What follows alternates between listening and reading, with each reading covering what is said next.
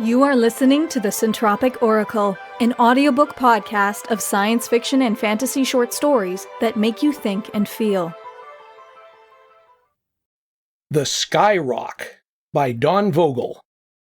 The two ravens soared across the skies side by side, each matching the other's every wing beat. Hugin kept flapping when he noticed a peculiar spot far below them, but turned to his brother Moonin to note the spot. "What do you think?" Moonin squawked. "I think it's worth having a look. The All-Father wants us to find interesting things."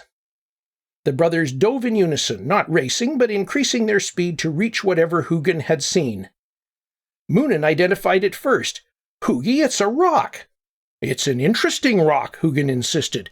"I think it came from the sky." "Rocks don't come from the sky," Moonin scoffed. "Then where did it come from?"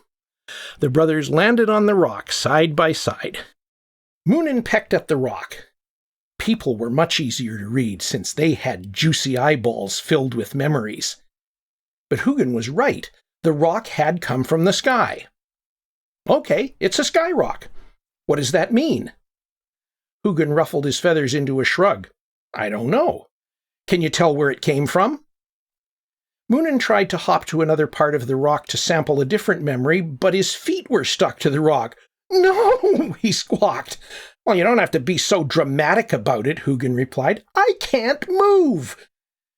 Hugin cocked his head to the side and tried to take a step toward his brother.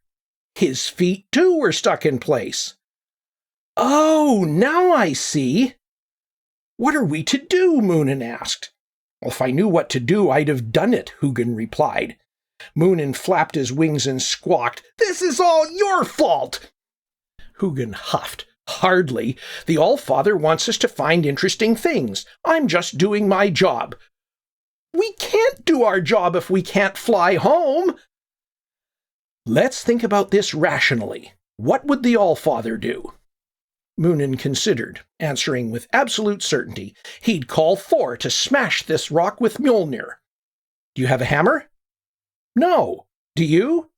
"Yes. I've been hiding it under my wings all this time," Hugin snorted. "No, you big dummy, I don't." "Can you call Thor, then?" "Unlikely. He's very good with a hammer, not very good at noticing things."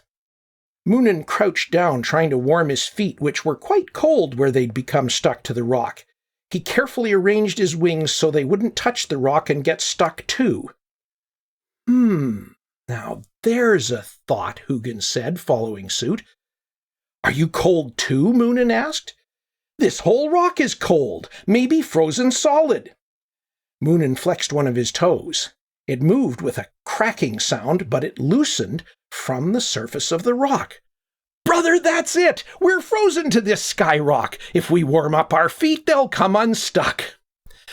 And so Hugin and Moonin set about wiggling their bodies over their feet, trying to warm the cold rock until it released them back to the skies. When they were both aloft, Hugin said, "You know we must mark this rock so no one else gets stuck to it." "We could mark it," Moonin agreed, "but the sun will warm it soon enough." Hugin looked toward the rising sun and nodded. "But just for good measure?" Moonin rolled his eyes. "Fine, poop away." Hugin hovered above the rock and did as his brother had suggested, leaving a white and purple splotch across its surface. Being a legendary bird, the splotch was sizable and clearly marked the rock as a danger, or at least a good place to poop.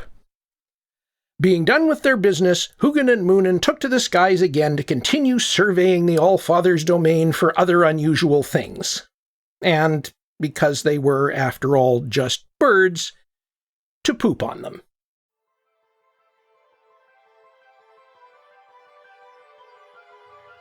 We hope you enjoyed The Sky Rock by Dawn Vogel, read by Rob Gillespie.